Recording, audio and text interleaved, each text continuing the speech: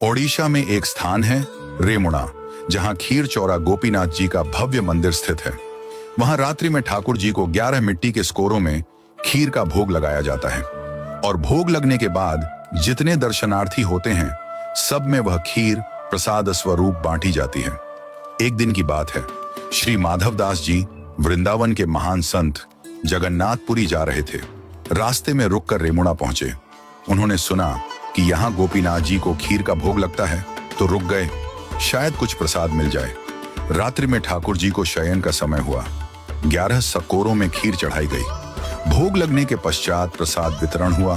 भीड़ बहुत थी। माधवदास जी पीछे खड़े थे। प्रसाद भंटते भंटते माधवदास जी तक पहुंचते पहुंचते खीर समाप्त हो गई। पुजारी ने हाथ जोड़ लिए, बोले, भक्तवर, खीर समाप्त हो गई। माधवदास जी 3 दिन से उपवास में थे, परंतु फिर भी न किसी से बोले, न कुछ मांगा। मन ही मन बोले, हे जगन्नाथ, आप तो जगत के अन्नदाता कहलाते हैं, पर आज आपके द्वार पर आकर भी अन्न नहीं मिला। वे एक वृक्ष के नीचे जाकर बैठ गए, भूखे प्यासे पर मौन शांत भक्त वत्सल भगवान के भरोसे।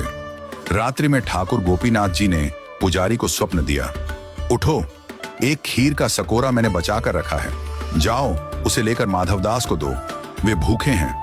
पुजारी चौंक गए, बोले, प्रभु, मैंने तो 11 स्कोरे ही चढ़ाए थे और सब बांट दिए थे।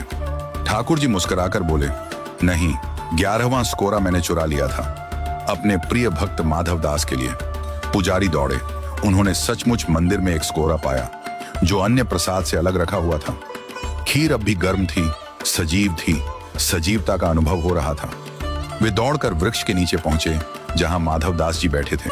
बोले, भक्तवर, प्रभु का प्रसाद पाओ। माधवदास जी बोले, अब इतनी आधी रात को खीर कहां से आ गई?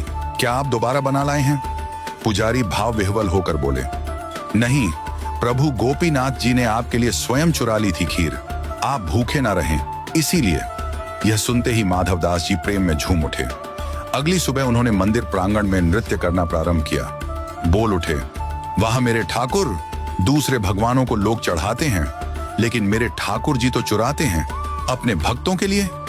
ये तो खीर चौरा है, खीर चुराने वाले गोपीनाथ, और तभी से गोपीनाथ जी का नाम हो गया, खीर चौरा गोपीनाथ। आज भी रेमुणा में रात को ठाकुर जी को खीर का भोग लगता है और उनकी वह प्रेममयी लीला सजीव रूप में याद की जाती है।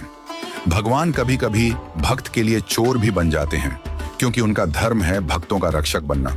जो मांगते नहीं वो पाते हैं ठाकुर जी की सबसे गहरी कृपा। बोलिए भगवान जगन्नाथ जी की जय, संत माधवदास जी की जय। जय जय श्री राधे।